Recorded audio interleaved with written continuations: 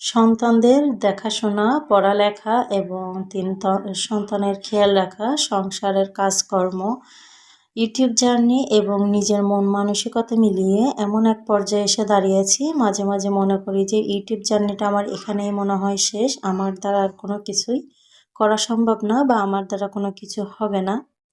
আসসালামু আলাইকুম, আমি লিলি, বাংলাদেশি ব্লগার লিলিস ফ্যামিলিতে সবাইকে আরও একবার স্বাগত জানাই। কাছে কিংবা দূরে, দেশে বা দেশের বাহিরে যে যেখান থেকে দেখছেন, আশা করি সবাই ভালো আছেন, সুস্থ আছেন। শুকর আলহামদুলিল্লাহ, আমরাও বেশ ভালো আছি।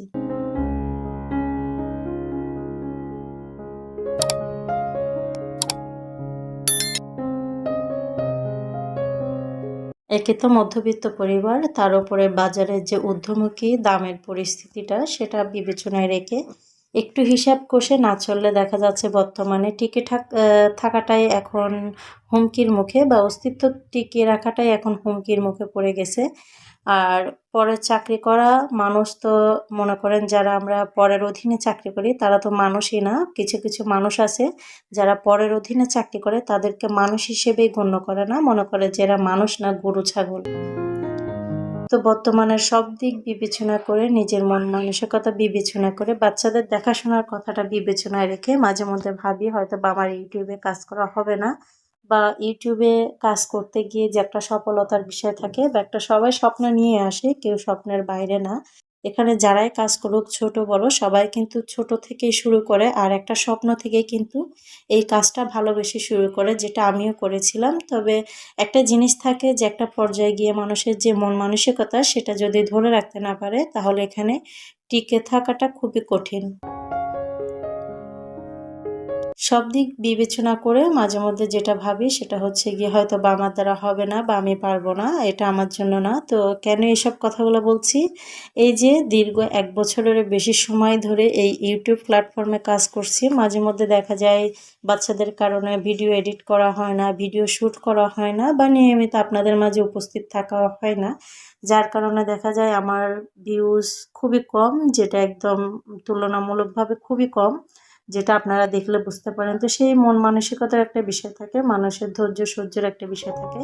তো সেই দিক দিয়ে আমি পুরোপুরি মনে করেন এখন অক্ষম বা অচল বলতে পারেন, যেটা আমার মধ্যে এখন অবশিষ্ট বলতে কোনো কিছু নাই। তো সেই জন্য হচ্ছে প্রথমে যে কথাগুলো বললাম সেগুলাই বলা। আর বর্তমান যে পরিস্থিতি, যেটা বললাম যে পরের অধীনে মধ্যবিত্ত পরিবার, তো যে যারা অন্যের অধীনে চাকরি করে তাদের দেখবেন যে মাস শেষে একটা বাজেট থাকে, বা একটা যে সীমিত আয় থাকে, সেই সীমিত আয়ের মধ্যেই কিছু বাজেট করে সংসার চালাতে হয়। তো বর্তমানে যে বাজার পরিস্থিতি, এটাতে দেখা যায় যে আয়ের থেকে ব্যয়টাই বেশি হয়ে যায় আমাদের। তো চলতে কিন্তু অনেক হিসাব কষে তারপরে চলতে হচ্ছে। তারপরেও দেখা যায় বাচ্চার সংসারে আপনি যতই হিসাব কষেন না কেন, সবসময় যে সব খাতায় সব অঙ্ক হিসাব বরাবর মিলবে এটা কিন্তু সম্ভব না। কারণ নিজের বেলায় আপনি যতই হিসাব কষেন সেটা আপনি হিসাব মতোই রাখতে পারবেন বা অঙ্কটা মিলাতে পারবেন। তবে যাদের ঘরে ছোট ছোট বাচ্চা আছে তাদের ক্ষেত্রে কিন্তু এই অঙ্কটা মেলানো অনেকই মুশকিল।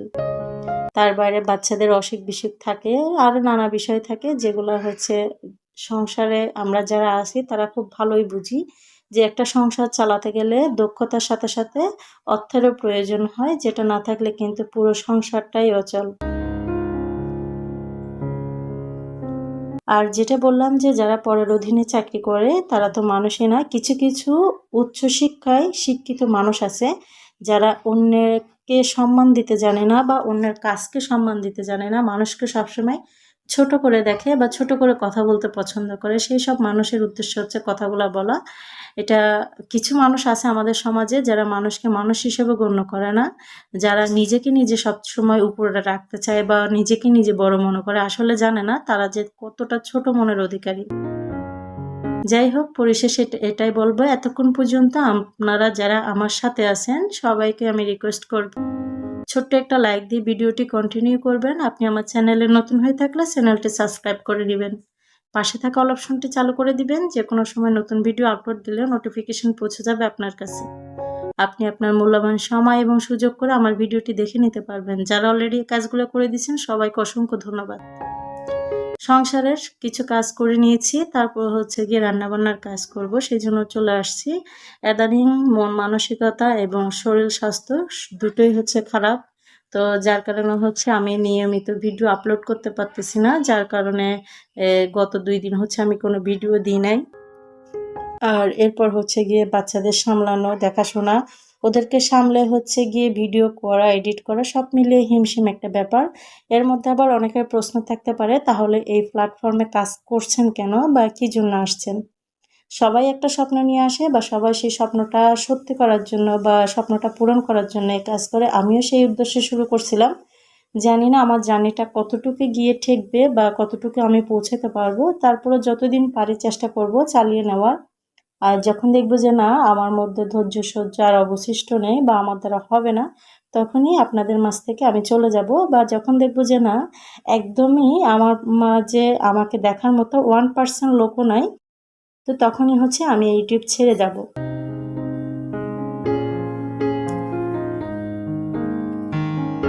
আমাদের মেয়েদের দেখবেন কিছু অভ্যাস আছে ঘর সাজানোর, বিশেষ করে যে অভ্যাসটা আমরা ঘরের এটা সেটা কিনে অত্যন্ত সুন্দর করে সাজিয়ে গুছিয়ে রাখতে পছন্দ করি। তবে বর্তমানে যে পরিস্থিতি, স্বল্প আয়ের যারা বা মধ্যবিত্ত যারা, তাদের কিন্তু এই অভ্যাসগুলো বাদ দিলে দেখবেন যে একটা মোটা অঙ্কের টাকাটা বেঁচে যাবে। আমরা প্রত্যেক মাসে ঘর সাজানোর জন্য এটা সেটা কিনে থাকি। যদি ওই জিনিসটা ওই অভ্যাসটা যদি বাদ দিতে পারেন, তাহলে মোটা অঙ্কের একটা টাকা সেভিং হবে।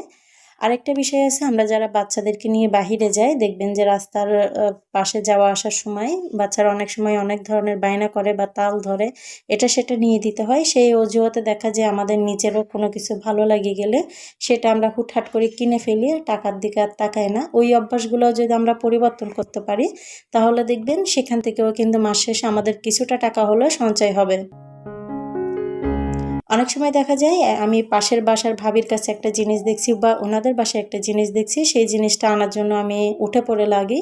এই অভ্যাসটা কিন্তু আমাদের অনেক মেয়েদের মধ্যে আছে বা আমরা যারা ঘর সাজাতে পছন্দ করি তাদের মধ্যে কিন্তু এই অভ্যাসটা অধিকাংশ মেয়েদের মধ্যেই রয়েছে। তো এই অভ্যাসটা কিন্তু আমাদের বাদ দিতে হবে, তাহলেও দেখবেন যে অনেক বড় একটা খরচ থেকে আপনি আপনার পরিবারকে বাঁচাতে পারবেন। তবে কিছু ক্ষেত্রে যখন দেখা যায় যাদের ঘরে ছোট বাচ্চা আছে, অসুখ-বিসুখের বিষয় আছে, সেই ক্ষেত্রে কিন্তু একটু সেভিং না করলে দেখা যায় যে যখন আমার প্রয়োজন, তখন কিন্তু আমি আমার প্রয়োজনটা মেটাতে পারবো না। শখ-আহ্লাদ তো অনেক দূরেই থাক। আর যদি টাকা থাকে, শখ-আহ্লাদ বা প্রয়োজন দুটোই কিন্তু মেটানো সম্ভব। আমি বলছি যারা মধ্যবিত্ত বা যারা এই সময়ে সংসার টানতে হিমশিম খেয়ে যাচ্ছে, সেই সব মধ্যবিত্ত পরিবারের জন্য আমার আজকের কথাগুলো বলা।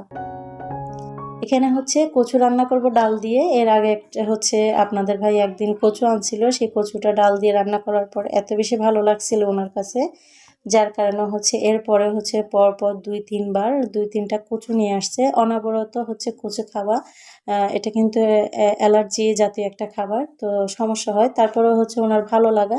তো আমি হচ্ছে আনলে অর্ধেক একদিন রান্না করি আর অর্ধেক রেখে দিই। ৩-৪ দিন পরে হচ্ছে সেটা রান্না করে নিই। সেভাবে হচ্ছে খাওয়া হচ্ছে। তো ওনার হচ্ছে একটা জিনিস, যেকোনো জিনিস ভালো লাগলে সেই জিনিসটা হচ্ছে বারবার আনতে থাকে। এমন একটা অভ্যাস ওনার মধ্যে। তো এরপরে হচ্ছে লাস্টে যে কচুটা আনা হয়েছিল সেটা অর্ধেক খাওয়ার পর আর বাকি অর্ধেক ছিল, সেটা হচ্ছে মসুরের ডাল দিয়ে রান্না করে নিচ্ছি।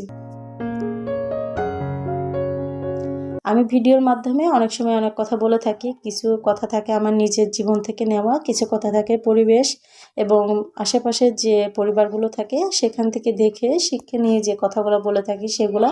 আর কিছু কথা থাকে আমার ব্যক্তিগত আবেগ এবং ব্যক্তিগতভাবে বলা। তো এটা হচ্ছে কোনো ব্যক্তি পর্যায়ে বা কোনো ব্যক্তিকে উদ্দেশ্য করে বলা না। জাস্ট আমি যেটা দেখি শিক্ষা পাই বা আমার যেটা মনে হয় যে এটা ভুল, সেটা ভুল হিসাবে তুলে ধরার চেষ্টা করি, বা যেটা রাইট মনে হয় সেটা রাইট হিসাবে তুলে ধরার চেষ্টা করি। আমি মনে করব এখানে কেউ ব্যক্তি পর্যায়ে নিয়ে মনে কষ্ট নেবেন না বা কোনো ভুল ত্রুটি খুঁজে বের করার চেষ্টা করবেন না। বা যদি কারো ব্যক্তি পর্যায়ে গিয়ে থাকে, আমি সবাইকে বলবো ক্ষমা সুন্দর দৃষ্টিতে দেখবেন। এই যে কচুটা ডাল দিয়ে রান্না করে নেওয়ার পরে হচ্ছে যে কিছু ডিম আর আলু রান্না করে নিচ্ছিলাম। তো ডিমগুলো আমি এভাবে কেটে কেটে দিচ্ছিলাম। এতে করে দেখতেও ভালো লাগে আর খেতেও ভালো লাগে। অনেক সময় দেখা যায় বাচ্চাদেরকে একটা ডিম দিলে আমার বাচ্চারা রান্না করে একটা ডিম খেতে চায় না, তো দেখা যায় নষ্ট করে কুসুম দিয়ে ভাত টাত মেখে একদম হিজিবিজি করে ফেলে যায়। তো সেটা যেন নষ্ট না হয়, যদি খেতে চায় পরে আবার দিতে পারবো, সেই উদ্দেশ্য করে হচ্ছে এভাবে কেটে কেটে দিয়ে রান্না করছি।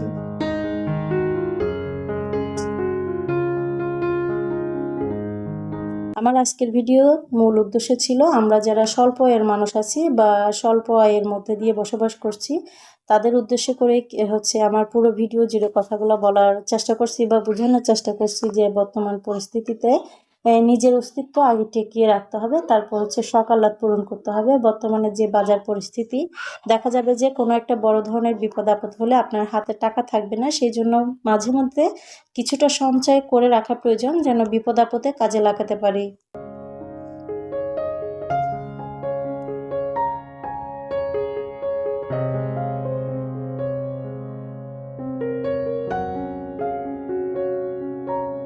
তো ডিমগুলো যেন একটু ঝোলের সাথে মিশে যায় বা একটু কুসুমগুলো যেন ঝোলের সাথে মিশে একটু ঘনত্ব তৈরি হয় তরকারিটা, আর স্বাদটা একটু বাড়ে, সেই জন্য হচ্ছে ডিমগুলো নেড়ে চেড়ে মিক্স করে দিয়ে ঢেকে রান্না করে নেব।